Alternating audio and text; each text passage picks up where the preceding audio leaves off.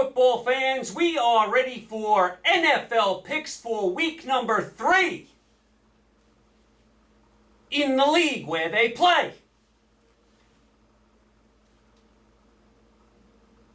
For pay! Great to be back with you. The best audience in all of YouTube is right here as we are coming off another crazy, wacky week in the NFL. I'll tell you, through 2 weeks, we have had some exhilarating games in the NFL. It has been very exciting. Very exciting. Tough to pick, but very exciting. All right, let's get it going right now. Week number 3, pick number 1. Let's go down to South Florida, South Beach, Miami. We got a great game here with the Buffalo Bills, a -6 against the Miami Dolphins. Buffalo 2-0, just bombed Tennessee last night on Monday Night Football. Buffalo is the real deal. They are loaded, they are hungry, and the fan base is hungry for a championship. Long way to go, though, but they're one of the favorites to get to the Super Bowl. The Allen to Diggs combination is absolutely lethal. Buffalo looks awesome right now. Miami, how about them? They're 2-0. They beat Baltimore. They're down 35-14 on the road, and they come all the way back to win 42-38. What a tremendous, gutty, gritty win by the Miami Dolphins. As they say down there in South Florida, fins up. Great job by Miami. Tua threw for 1,000 yards. I mean, the Waddle-Hill combination is great. Miami, tremendous, tremendous win. You have to give them all sorts of credit. Down 35-14 in Baltimore. That's a quality team. Lamar Jackson was having a big day, and Miami comes all the way back. That's a tremendous job. This is a great early season division game. This is must-watch football. I'm going to move the line to 12 in a 2-team teaser and take Miami. I know, Buffalo can put up 40 on anybody. And this should be a high-scoring shootout. But I have enough respect for Miami getting 12 points in a 2-team teaser. Home field. Should be rocking down there at the Hard Rock. I know there'll be Buffalo Bill fans in the house, but it should be a great atmosphere. Buffalo short week, just bombed Tennessee. Now you got to go on the road right away in Miami, another tough opponent. I think Miami can hang around this game. I got to show them some respect. So in a 2-team teaser, I'm moving it to 12 and taking the Dolphins, thinking Buffalo can't blow out everybody, can they? They can't blow out the whole league, can they? I mean, if they do, then we really have a story. But I'm going to take Miami in a 2-team teaser plus 12. Listen, to me, I would stay away from this game as far as betting your actual money. I would just enjoy this game. But for purposes here, on the show, I am going to take Miami in a 2-team teaser plus 12. That is pick number 1. Pick number 2. Let's go down to Tampa Bay. This is another nice game. This is Western Florida, where the Tampa Bay Buccaneers are -2.5 against the Green Bay Packers. Packers up to 1-1, laid it on the Chicago Bears. No surprise there. They're leaning on their veteran receivers now. Rodgers is going to lean on those veteran receivers like Cobb and Watkins until those young guys come around. Green Bay played a lot better, this week than they did in week 1. Tampa Bay, they're up to 2-0, won a wild one down in New Orleans. I mean, fights going on, just a tough defensive battle. Tampa Bay pulls away at the end. Tampa Bay's defense so far in the first 2 weeks, really solid. I think they've only given up 1 touchdown. So Tampa Bay's defense, very, very solid early in the year. Now remember, Evans is going to be suspended this game. Got into the fight with Lattimore. He'll be suspended this game. I don't know if Julio Jones is going to play. Didn't play last week. So Tampa Bay's got some issues on offense here. That's why I'm going to move this line to 8.5 in a 2-team teaser and take Green Bay. With Tampa Bay having Evans out and maybe Jones out, a little thin in that receiving core. They have a lot of guys out. Still don't know about that offensive line. They haven't been scoring a boatload of points.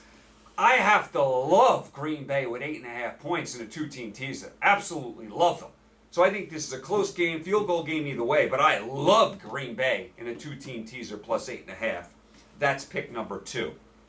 Pick number 3, this is the Monday Night Football game.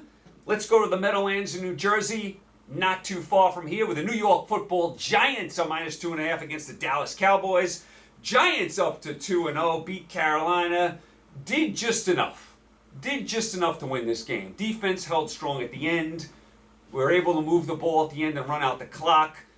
Jones wasn't great in this game, didn't have great numbers. It could have been picked off a couple times. Carolina dropped a short pick six. So he got away with a few throws. The Giants did just enough to win this game, but they are 2-0. They are 2-0. That's a great start for the new coach. Barkley seems really happy. He's getting in the act every week. Giants have done a nice job through 2 weeks. Great start for the new coach. You have to be impressed with him. He's got a lot of energy on the sidelines. Giants seem to be buying into it. I know the Giants, Carolina's not the greatest team in the world, but 2-0, couldn't have asked for a better start for the New York Football Giants. I also give Daboll, the coach of the Giants, credit. He sat Galladay for most of this game. I think Galladay just got in a few plays. Great job by the coach sitting him down. Galladay has got to get the message that he has to play better. He did nothing last year on that huge contract. I think he had 1 catch in week 1.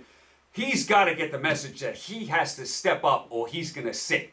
So good job by the coach of the Giants sitting him down. Galladay's got to step up or step out. As far as the Dallas Cowboys, listen, I got on them last week. I'll give them some credit here. They're 1-1, had a nice, gutty, gritty win against Cincinnati. Cooper Rush played well, stayed away from the big turnover, got out to the big lead. The defense did a tremendous job. This Parsons is some player. This guy is a game wrecker. I mean, this guy is a tremendous player, an absolute stud on defense. Dallas defense pretty good. Like I said, this was a gutty win by Dallas. I hammered them last week. You didn't know what you were going to get here this week with Cooper Rush. I thought he played well, especially under the circumstances, stayed away from the big interception. That was a gutty win by Dallas. I have to give him credit. Do I trust him in a big spot in the playoffs? No. But that was a gutty win by Dallas, coming off the horrific game against Tampa Bay.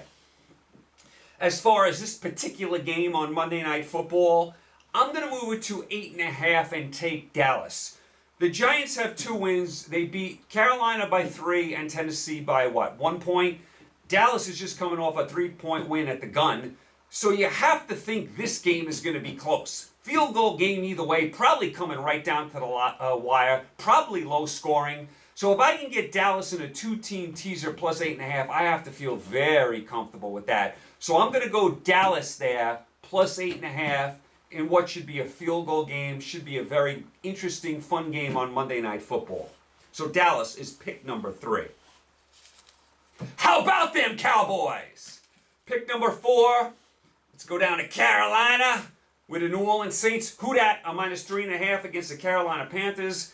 Carolina, as I just mentioned, they're 0-2, lost to the Giants. Again, Mayfield, it doesn't show me anything. He doesn't show me that he's going to be an elite quarterback in this league. He just doesn't show me that he's going to get to the next level.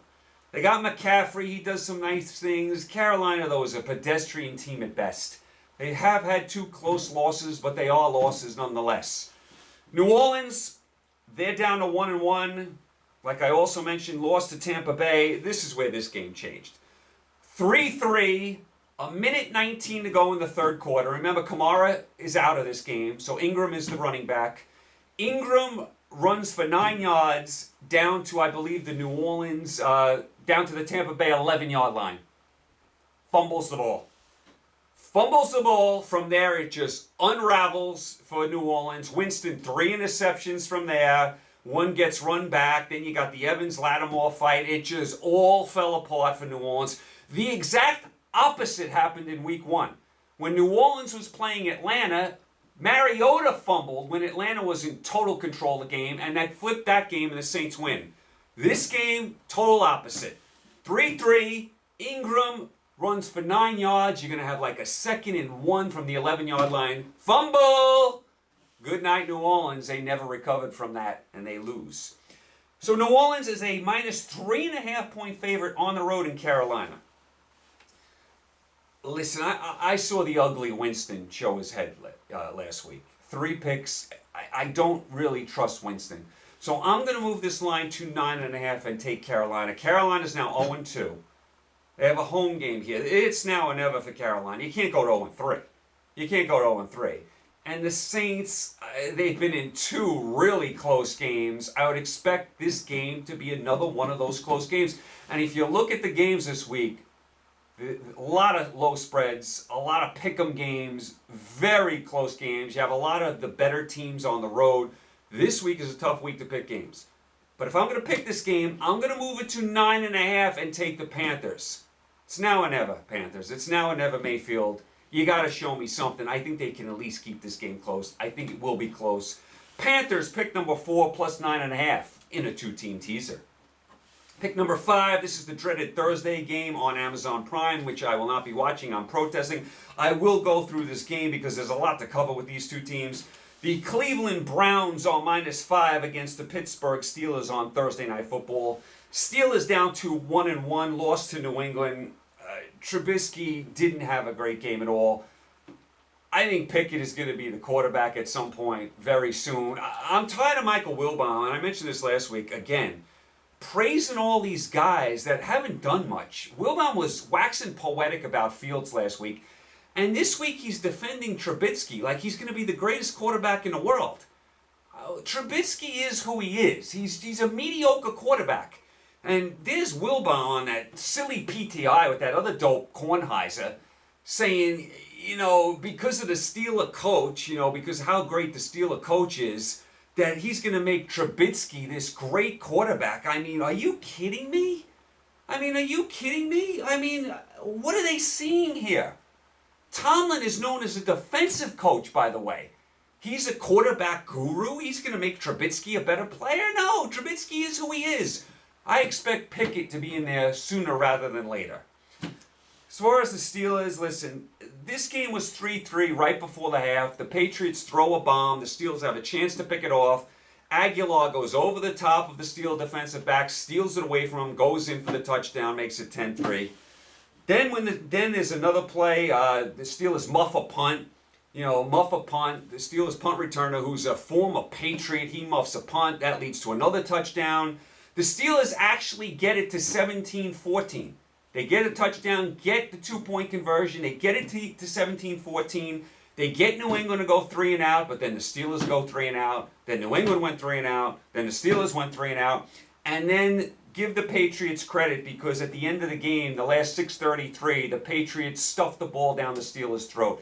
The last 6:33 of the game, the Patriots were on a 13-play drive that took up about 50 yards, and they ran out the clock, and they stuffed it right down the Steelers' throat. So give the Patriots credit for that. Not a good job by Pittsburgh in this game. They looked kind of flat. Without T.J. Watt, they were getting no pressure on the quarterback at all. That was the big difference in the game.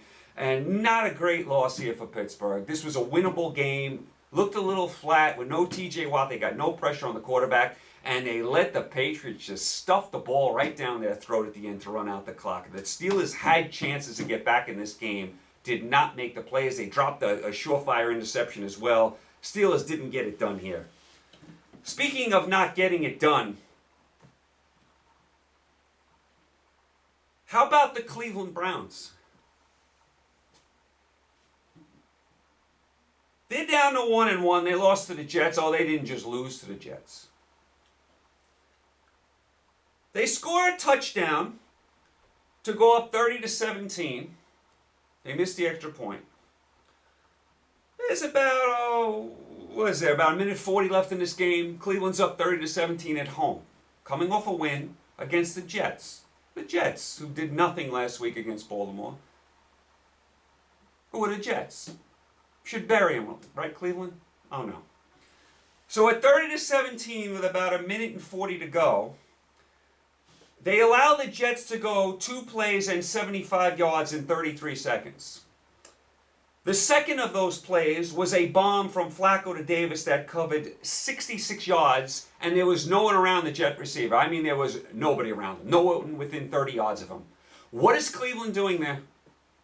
What kind of deplorable defense is that? And that set the chain of events in motion, because once that play happened, you're kind of getting an eerie feeling. They just missed an extra point. You just let the Jets score, basically taking no time off the clock. Now it's going to come down to that onside kick. Oh, by the way, we're getting a little nervous in Cleveland. Jets did a great job on the onside kick. They get it. And then they score again. Flacco to Wilson. Jets take the lead. Cleveland still got a chance to get down the field. Brissett makes a nice run. And up until this point, Brissett did everything he could, played well. Then he throws a horrible pick over the middle of the field. Good night, Browns. The collapse. The collapse. I mean, what an epic collapse this was. This was a collapse for eternity. I mean, this was one of the all-time collapses. I mean, what an embarrassing, deplorable loss by Cleveland. Deplorable. Awful. You can't lose to the New York Football Jets at home when you're up 30-17 with a minute 40 to go in the game. A minute 40 to go in the game, and you're up 30-17 at home against the New York Football Jets, and you lost. You lost. And I know Clowney went out. I don't want to hear it. And I don't want to hear from Myles Garrett, who's a tremendous talent. Did you hear him after the game? It was disrespectful that the Cleveland Brown fans were booing at the end of the game.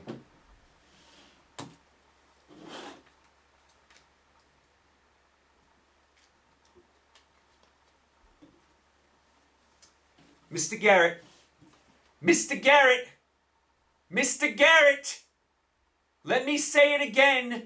You were up 30-17 at home with a minute 40 to go against the New York Football Jets, and you lost, and you expect the fans to be happy? The Brown fans, who have done nothing but suffer in the Super Bowl era? The Browns have never been to a Super Bowl. No fan base has suffered more than the Brown fans in the Super Bowl era. I know they've won championships, NFL championships back in the day. In the Super Bowl era, they're right up there with all the other horrible teams. And Myles Garrett is getting on the fans. How about you make a stop, Garrett? How about you don't let the Jets waltz down the field and throw a 66-yard bomb with no one around the receiver? And how about when the Jets recover the onside kick, you actually make a stop? No, you let Flacco throw it to the young rookie, over the middle. Too easy. Too easy. How about you make a stop, Garrett? You had 2 chances. And you're going to get on the Brown fans? Shut up. How many Super Bowls have the Browns been to? How many? It rhymes with hero. And Garrett's going to get on the fans. Imagine if you're a Brown fan and you're sitting in the stands. You pay your money for the ticket. You pay for parking. You fight the traffic to get there. You're all excited. Your Browns are winning. They could go to 2-0. Despite all the Watson nonsense. You're up 30-17 with a minute 40 to go, and that happens? And you expect... Garrett, you expect them not to boo? Are you kidding me? Make a stop! Make a stop!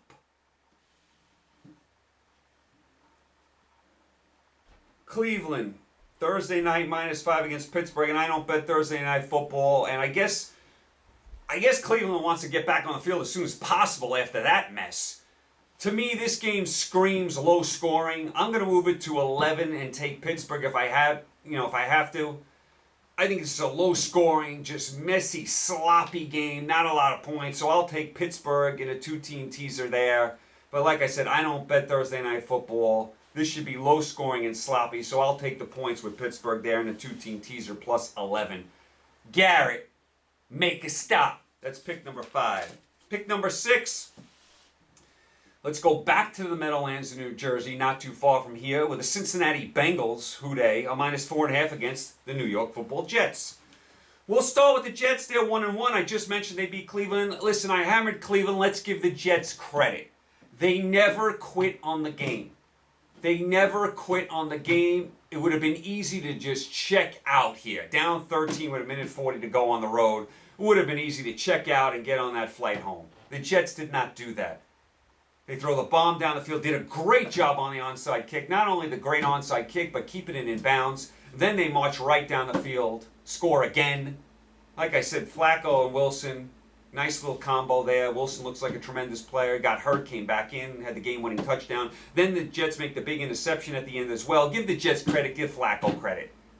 He's 120 years old, give him credit. That was a nice win by the Jets. And then you have the Bengals. 0-2, lost to Dallas, can't block. They just can't block. In the first 2 games, they've given up how many sacks? 144? Couldn't block T.J. Watt. Couldn't block Parsons here. Couldn't block the Steelers. Couldn't block the Cowboys. Can't block, block. Can't do it. You can't block in this league, you're not going to win. And so far, the Bengals haven't done it. And they were the darlings last year of the NFL, the bloomers off the rose. I always talk about teams that win the Super Bowl having a hangover. Teams that lose the Super Bowl have a hangover as well.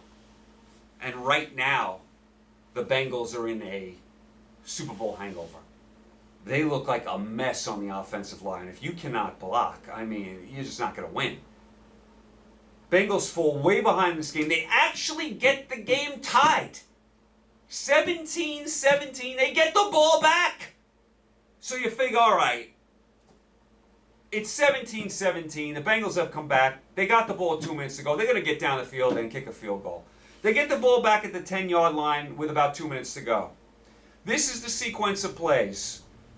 4-yard completed pass, 2-yard completed pass, 1-yard completed pass, punt, lose the game. They completed 3 passes for 7 yards. Let me say it again. They completed 3 passes. These are completed passes for 7 yards. That's not going to get it done. And that's a direct result of not being able to block. You got to quickly snap it, throw it, snap it, throw it. But again, when you need 4 or 5 yards on 3rd down, the receiver has to get past the sticks there.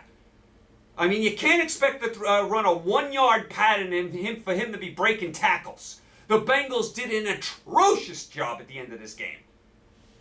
3 completed passes for 7 yards. That's hard to do. They did it. They punted. They lost again. Bengals -4.5 in New York. Oh my. Listen, despite the great comeback, I'm not ready to start picking the Jets. I'm just not.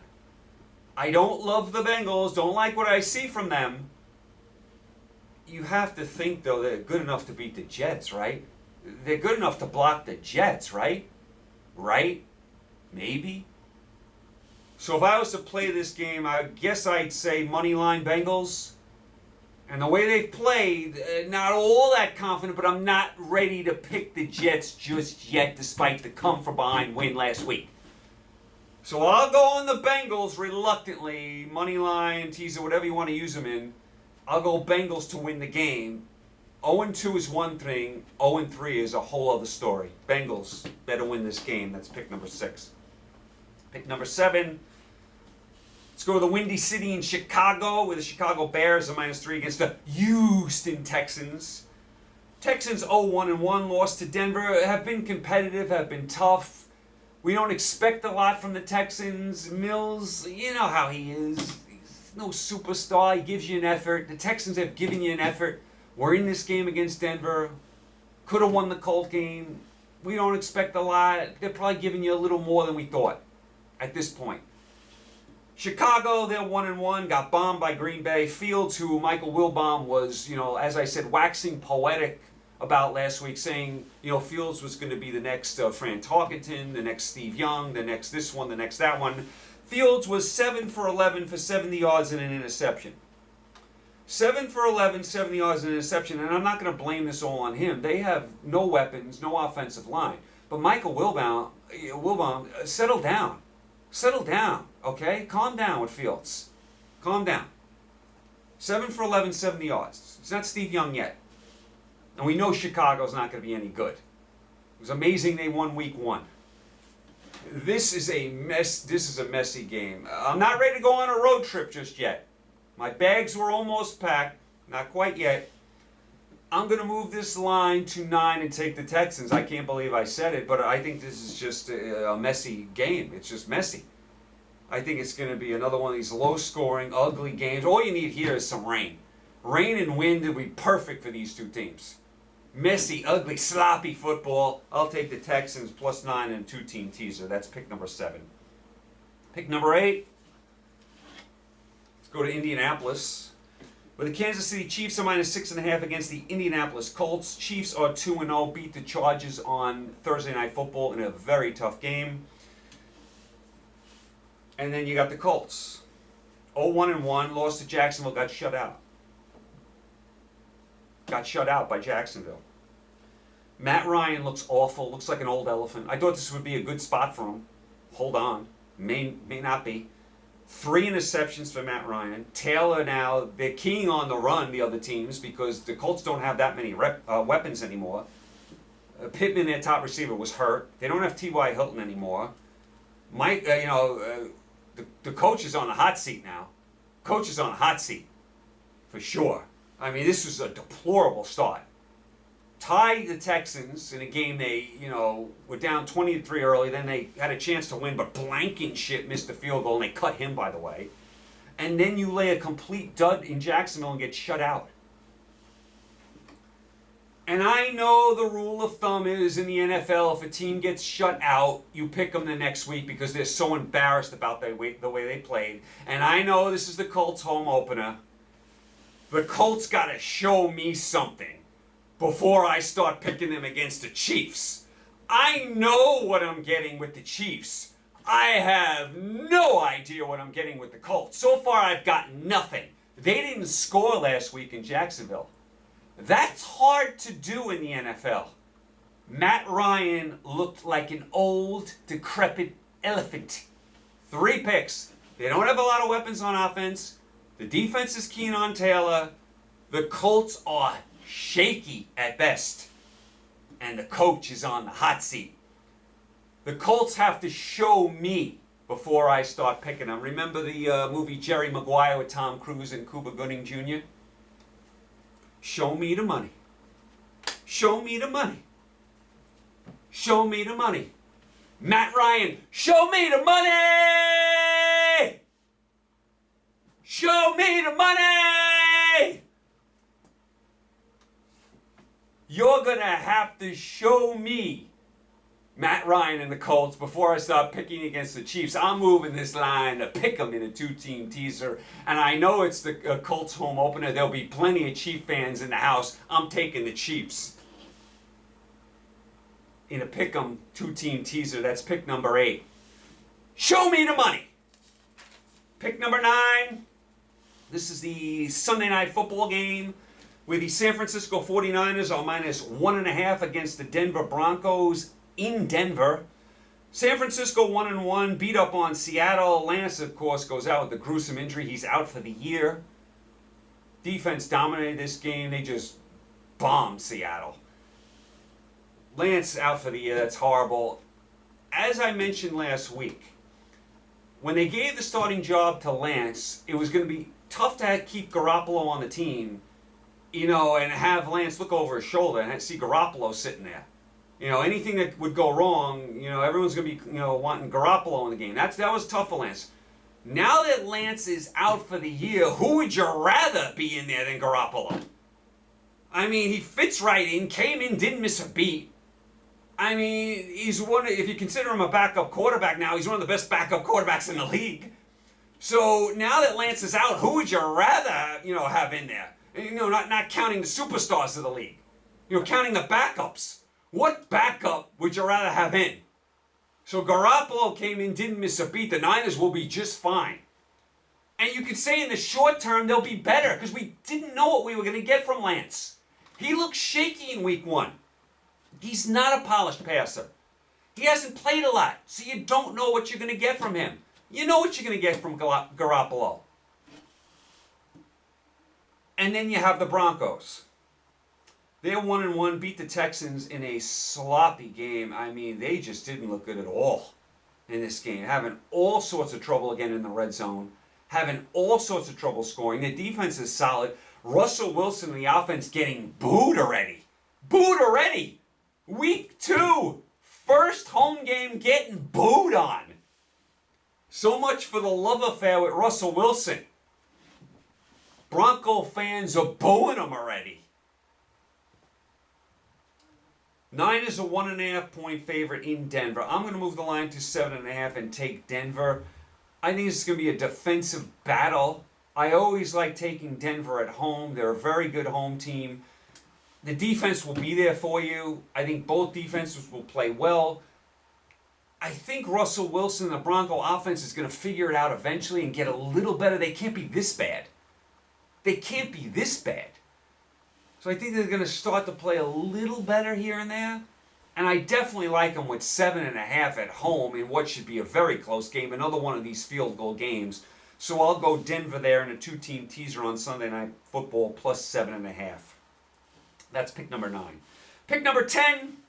Let's go to the desert in Arizona where the LA Rams are minus 4.5 against the Arizona Cardinals. Rams all 1-1, held on and beat Atlanta. They were up 31-10 in this game and just almost fell apart. I mean, they almost fell apart. They almost gave this game away. Get a block punt run back for a touchdown. Atlanta's actually got the ball late. Ramsey gets an INT. So, I mean, the Rams, lucky to hang on in this game. Totally went to sleep. They do get the win. And then you got Arizona. Outside of Miami, did any team, and maybe the Jets, did any team have a better win than Arizona?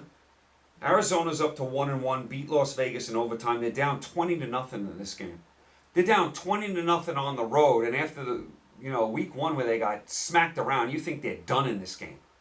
They come storming back. Murray makes some incredible plays, scrambling around, buying time. A.J. Green, the huge catch on the 2-point conversion at the end. He had dropped a couple passes early in the game. That was tremendous at the end.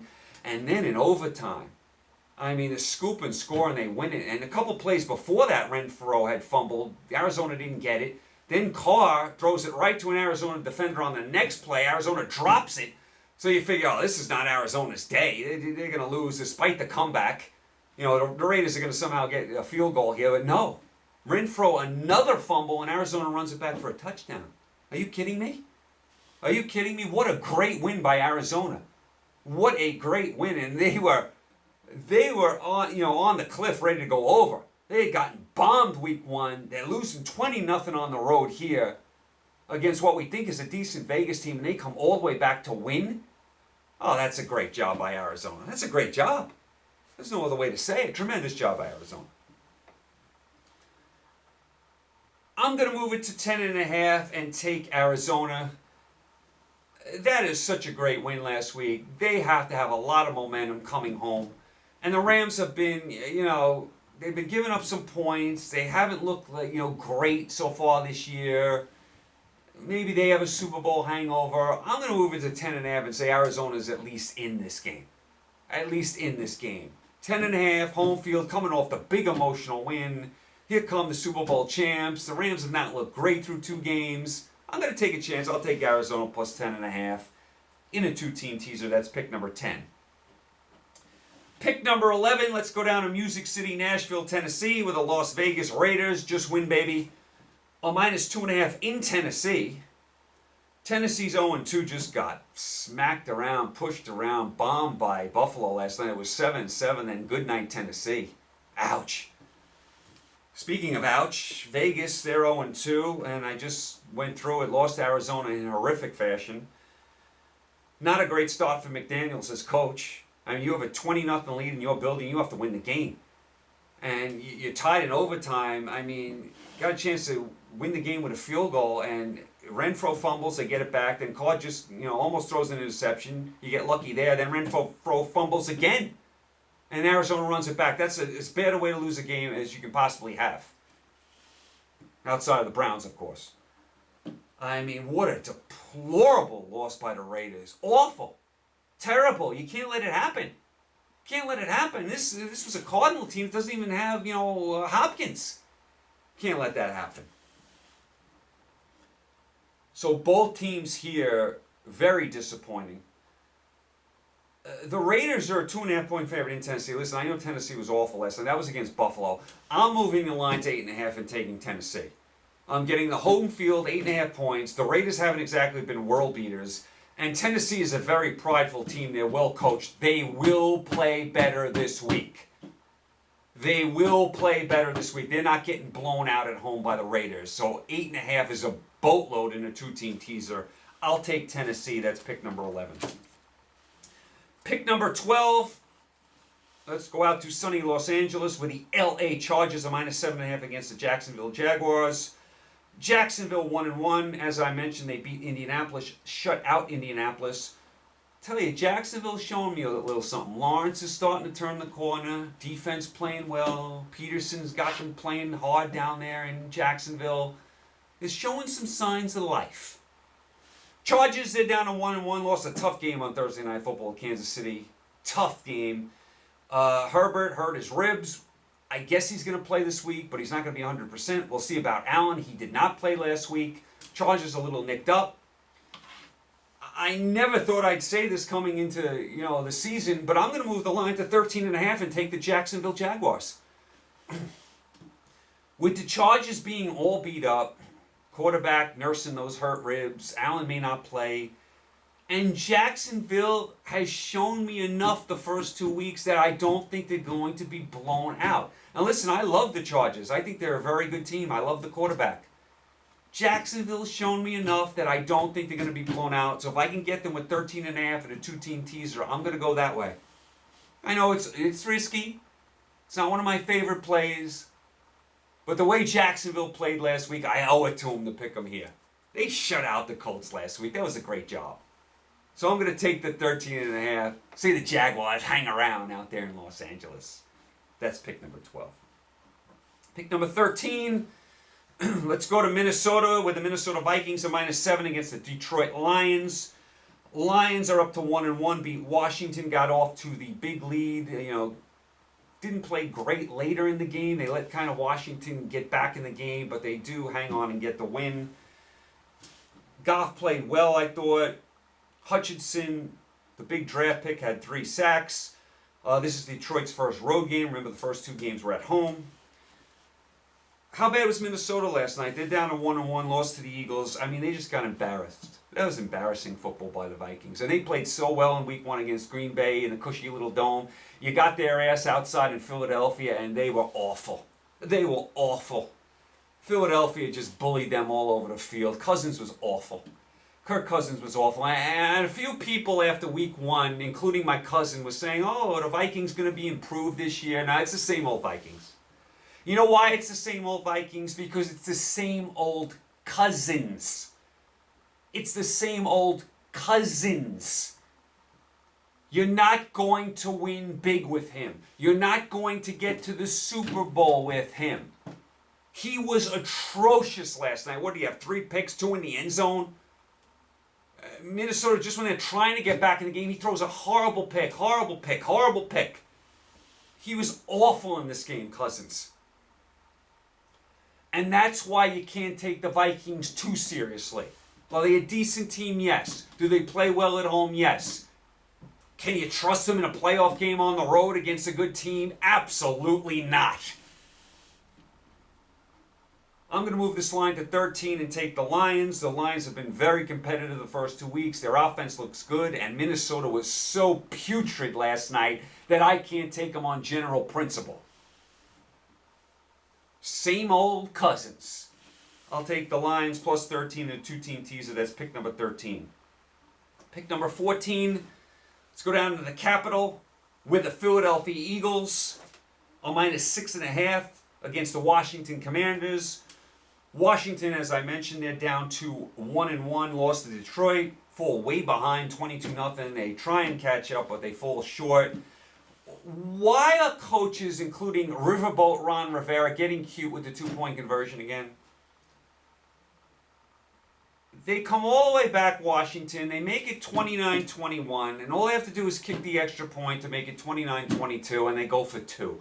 Why are you going for two there? I don't want to hear all these new school people telling me it's the right thing to do. It's a dumb play. It's being too cute. Because they don't get it. Now it's 29-21, and all the momentum they had from the touchdown is gone.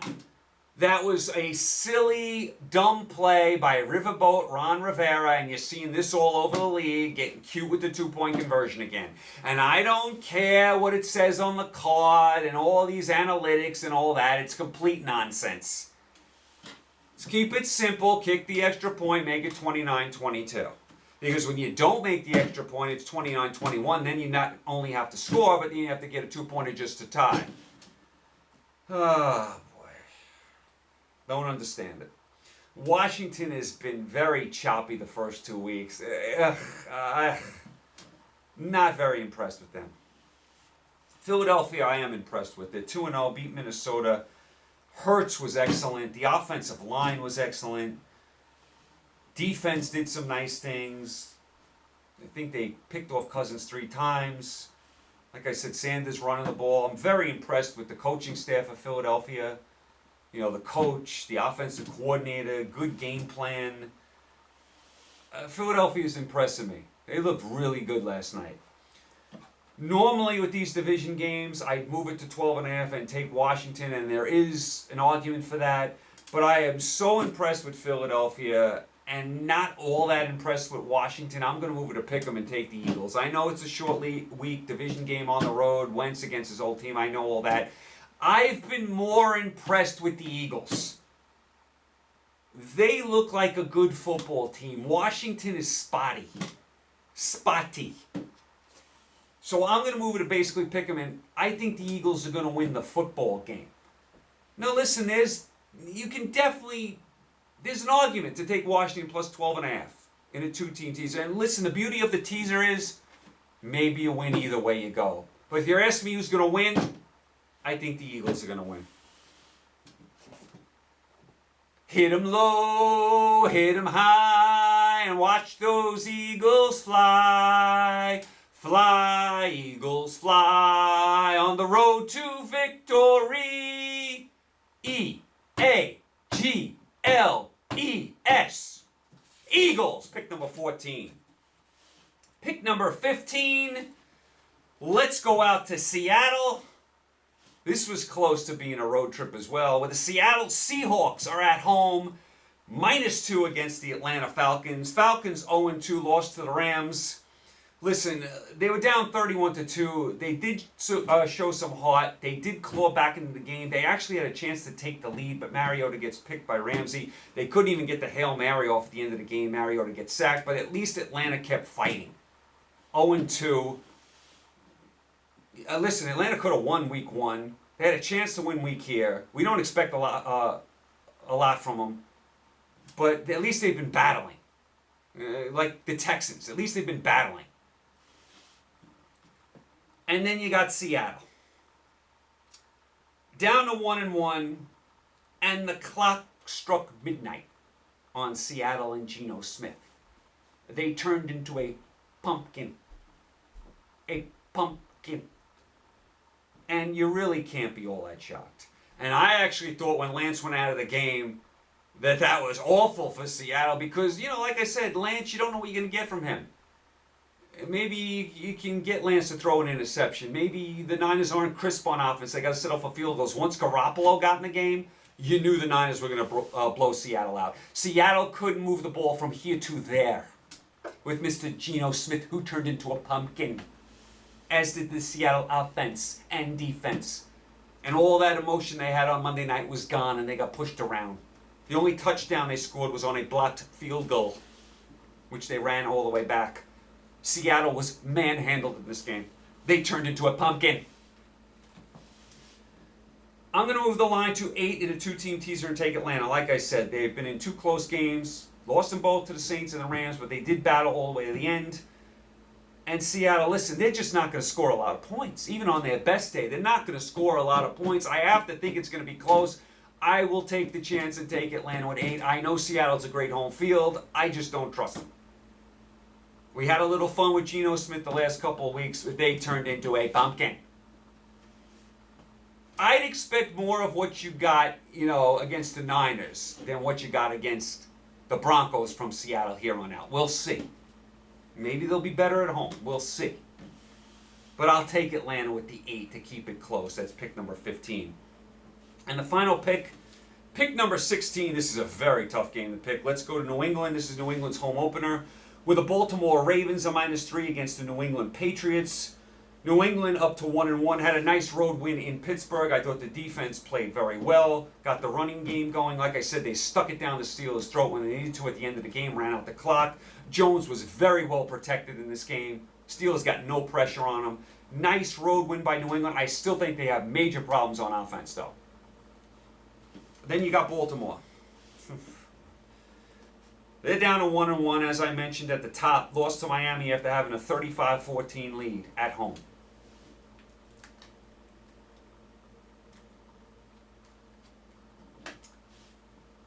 Under no circumstances, if you are a good football team, and we all think Baltimore's good,